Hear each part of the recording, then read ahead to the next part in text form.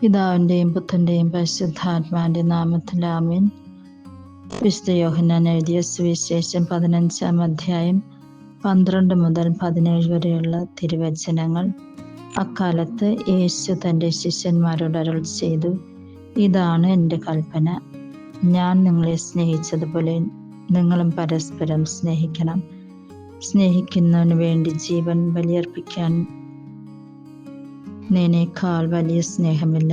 ഞാൻ നിങ്ങളോട് കൽപ്പിക്കുന്നത് നിങ്ങൾ ചെയ്യുന്നെങ്കിൽ നിങ്ങൾ എൻ്റെ സ്നേഹിതരാണ്. ഇനി ഞാൻ നിങ്ങളെ ദാസന്മാരെന്ന് വിളിക്കുകയില്ല, കാരണം യജമാനൻ ചെയ്യുന്നതെന്തെന്ന് ദാസൻ അറിയുന്നില്ല. എന്നാൽ ഞാൻ നിങ്ങളെ സ്നേഹിതന്മാരെന്ന് വിളിച്ചു. എന്തെന്നാൽ എൻ്റെ പിതാവിൽ നിന്നും കേട്ടതെല്ലാം നിങ്ങളെ ഞാൻ അറിയിച്ചു. നിങ്ങൾ എന്നെ തിരഞ്ഞെടുക്കുകയല്ല, ഞാൻ നിങ്ങളെ തിരഞ്ഞെടുക്കുകയാണ് ചെയ്യുന്നത്. നിങ്ങൾ പോയി ഫലം പുറപ്പെടുവിക്കുന്നതിനും നിങ്ങളുടെ ഫലം നിലനിൽക്കുന്നതിനും വേണ്ടി ഞാൻ നിങ്ങളെ നിയോഗിച്ചിരിക്കുന്നു. തന്മൂലം നിങ്ങൾ എൻ്റെ നാമത്തിൽ പിതാവിനോട് ചോദിക്കുന്നതെന്തും അവിടുന്ന് നിങ്ങൾക്ക് നൽകും.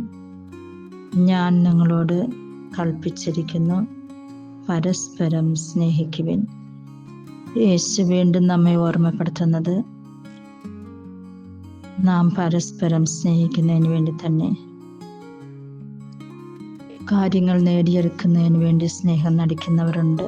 എന്നാൽ യഥാർത്ഥമായിട്ടുള്ള സ്നേഹം ത്യാഗം ആവശ്യപ്പെടുന്നുണ്ട്. നമ്മുടെ സമയവും നമ്മുടെ കഴിവുകളും നമ്മുടെ സാന്നിധ്യവും നമ്മുടെ ഊർജവുമൊക്കെയും നാം മറ്റുള്ളവർക്ക് വേണ്ടി കൊടുക്കേണ്ടിയിരിക്കുന്നു. ദൈവത്തെ പ്രതി രോഗികളെയും അവശ്യരെയും ഒക്കെ നമ്മൾക്ക് സ്നേഹിക്കാം. അവരോടൊപ്പം ഒക്കെ കുറച്ച് സമയം സ്പെൻഡ് ചെയ്യാം. അവരോടൊപ്പം ഇരുന്ന് പ്രാർത്ഥിക്കാം.